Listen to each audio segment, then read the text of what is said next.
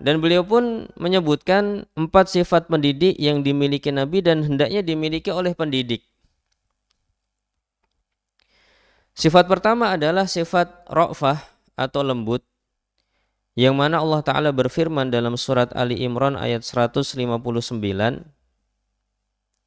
Fabima rahmatim minallahi lintalahum. Dengan sebab rahmat Allah kamu bisa bersikap lemah lembut, ya, kepada umatmu. Walau kunta fadhdhan ghalidhal qalbi lanfaddu min haulik. Seandainya kamu bersikap keras, pasti mereka akan lari darimu. Fa'fu anhum wastaghfir lahum wasyawirhum fil amr. Ini rumus yang cukup bagus juga untuk anak-anak kita. Ya, fa'fu anhum wastaghfir lahum wasyawirhum fil amr. Ya. Maafkan mereka, karena kita dalam mendidik anak ya pasti akan banyak masalah-masalah dengan anak kita yang kita merasa dia kurang. Sebagaimana kita juga mengakui ya, kita banyak kurangnya kepada orang tua kita. Jadi kita harus memaafkan. Fa'fu anhum. Ya. Wastaghfir lahum, mohonkanlah ampunan untuknya. Ya. Maksudnya umatnya. Nabi diperintah untuk memohonkan ampun untuk umatnya. Kita mengaplikasikan ayat ini untuk anak-anak kita juga. Maafkan, mintakan ampun, ya Allah ampunilah anakku. Ya. Kemudian ajaklah bermusyawarah. Ini Nabi saja yang sudah mendapatkan wahyu diperintahkan oleh Allah Subhanahu wa taala untuk ngajak musyawarah umatnya.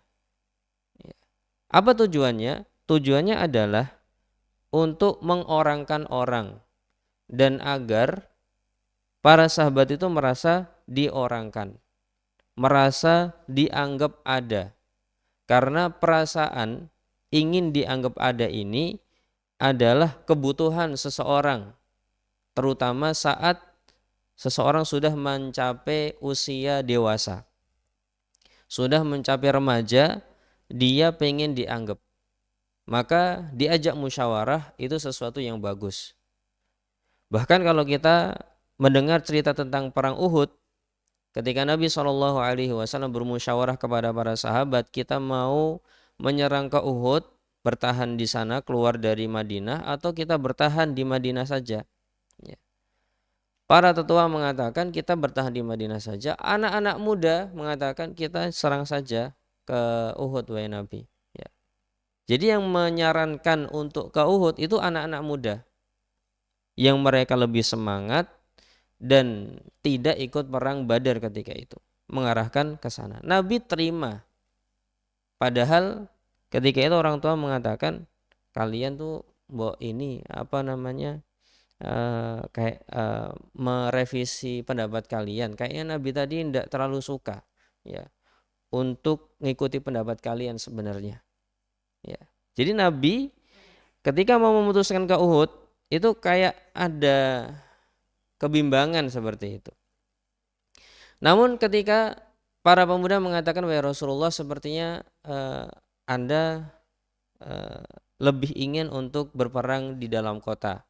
Apa kita cancel saja, tidak usah ke Uhud, kita bertahan di dalam kota? Kata beliau, tidak pantas bagi seorang nabi yang telah memakai baju perang untuk mengcancel niatan yang sudah ditetapkan. Kita akan tetap ke Uhud dan kita lihat apa yang ditakdirkan Allah untuk kita.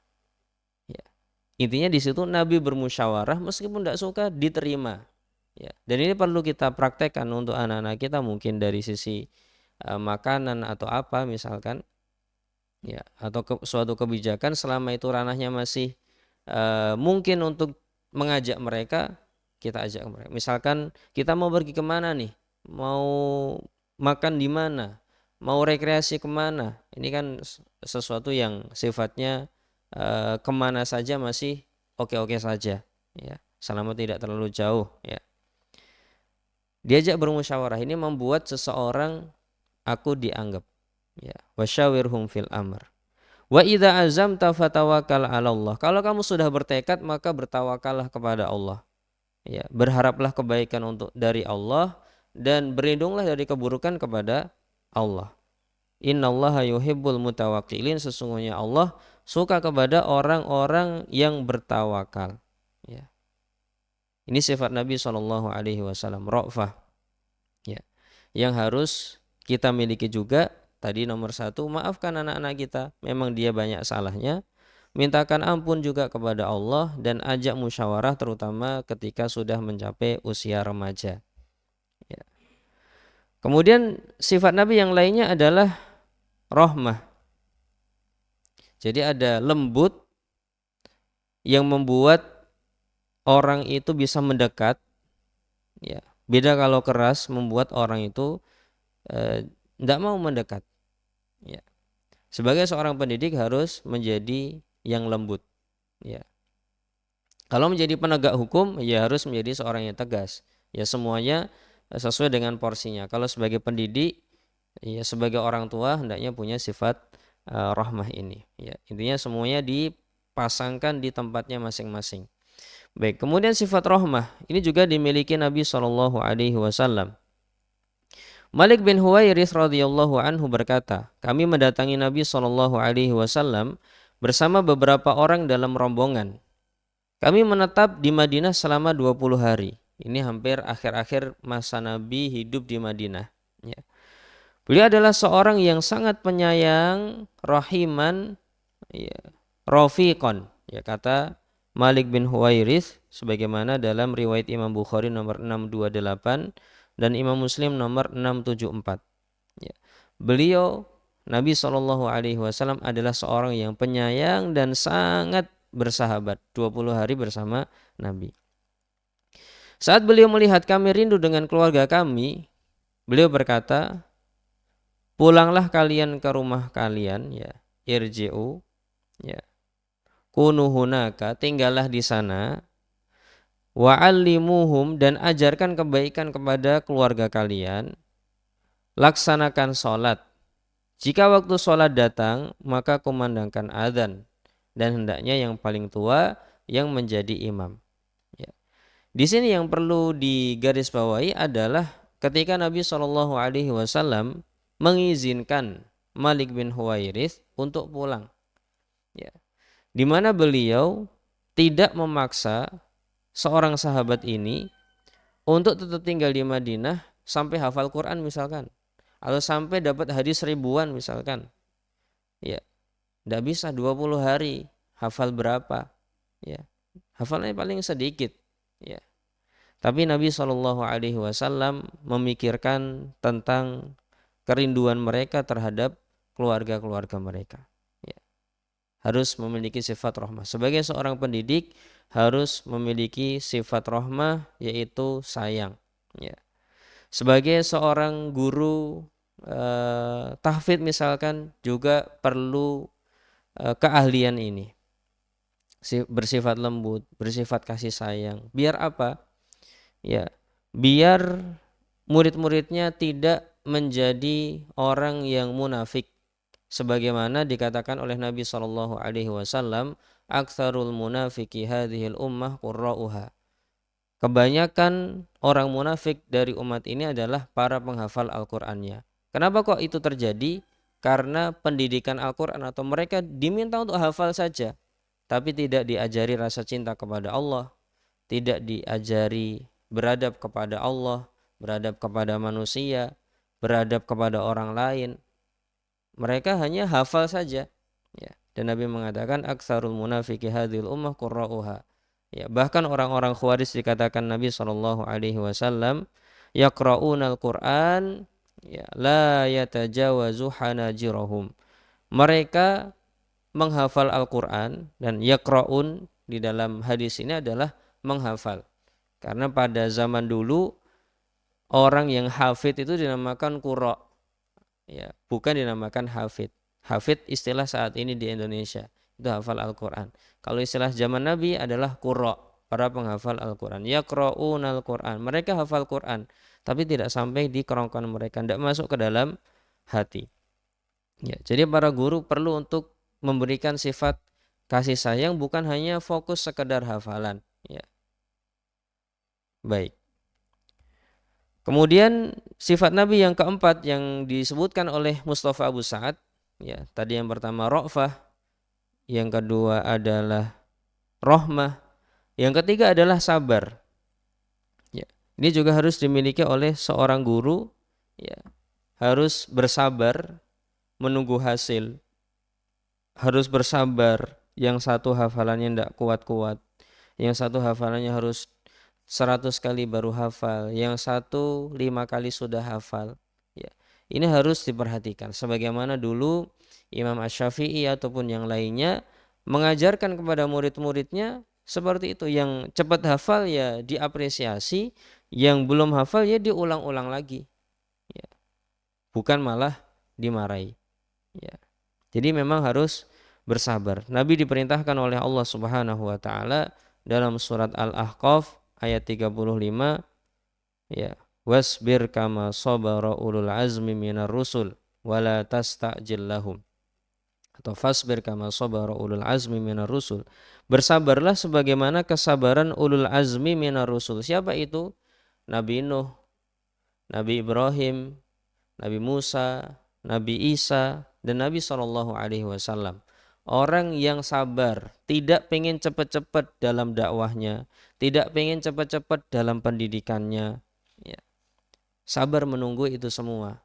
Karena yang namanya padi kalau pengen cepat-cepat dipanen, ya panennya hanya jerami, tidak ada padinya. Baru umur 60 hari dipanen, ya tidak ada padinya, baru katak-katak. Ya. Umur 90 hari baru dipanen, ya padinya sudah tua. Jadi ada waktunya semuanya.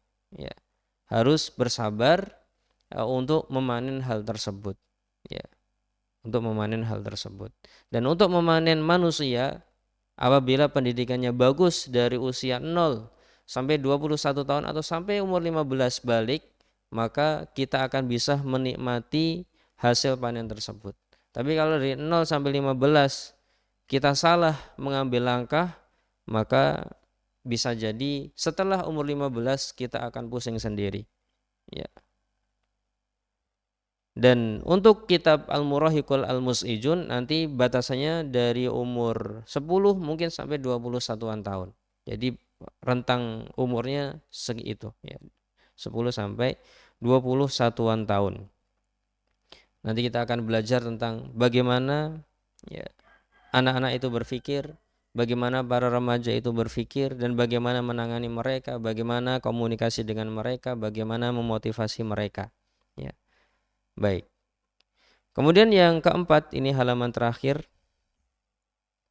adalah hikmah. Ya.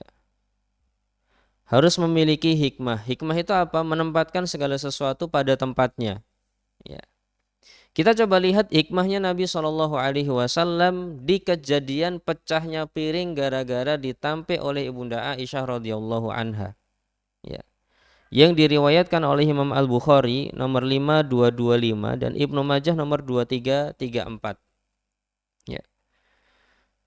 Kisah ini saya gabungkan dari dua hadis tersebut.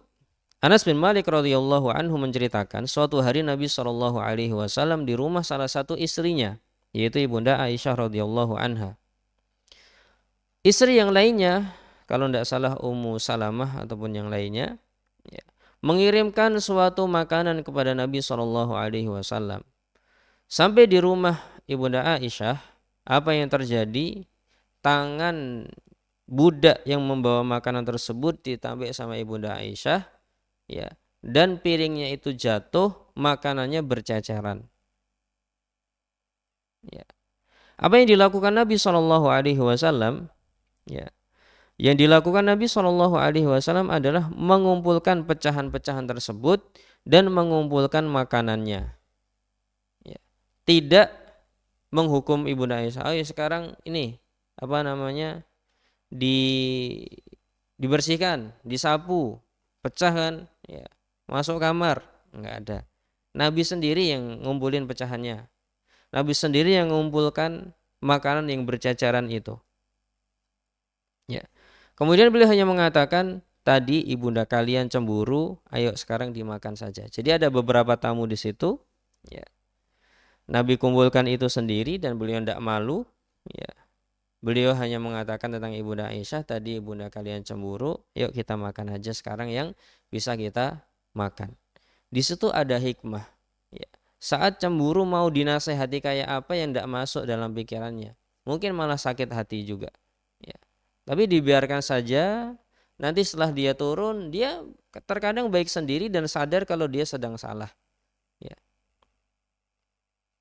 Ini ada hikmah. Ya.